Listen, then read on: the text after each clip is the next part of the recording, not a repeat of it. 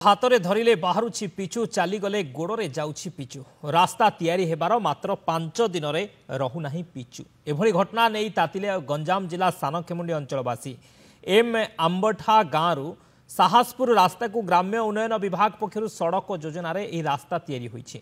निम्नमानर रास्ता काम होइथिबा अभियोग होइछि। रास्ता निर्माणर 3 दिन न पूर्णु पिचु उठी जाउछि।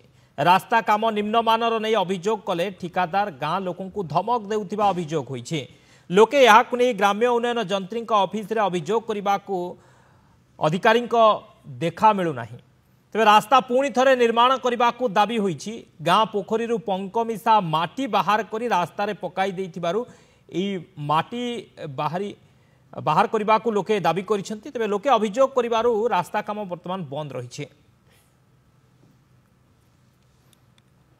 निम्नमानर रास्ता काम अभियोग आसी जो रास्ता की पिचु काम होइछि हाथ में धरिले पिचु बाहरी जाउछि तापरे चालिले मध्य गोड़े पिचु बाहरी जाउछि। रास्ता तैयारी हेबार मात्र 5 दिन रे अवस्था। एभली घटना नहीं गंजाम जिला सानखेमुंडी अंचलवासी तातिछंती। एम आंबठा गाँव साहसपुर रास्ता को ग्राम्य उन्नयन विभाग पक्षर सड़क योजन रास्ता तैयारी होइछि किंतु निम्नमानर काम होइछि। निम्नमानर रास्ता काम होइथिबारु अभियोग करिसेंती ग्रामवासी माने। रास्ता निर्माणर 3 दिन न पूर्णु पिचु उठी जाउछि।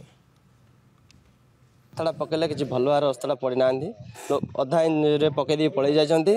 आमर जो एस्टिमेट आसीला पैसा पत्र तार भी से नामकरण जो बोर्ड लिखी से भी लिखी ना जाइक भी कहलु कंट्राक्टर भी कहलु एटा तुम लिखिन कि ना आमको धमकी दौर आम इच्छा आम करूँ कम आउ तुम जहाँ कौच कह बोली कही भी निजे आसी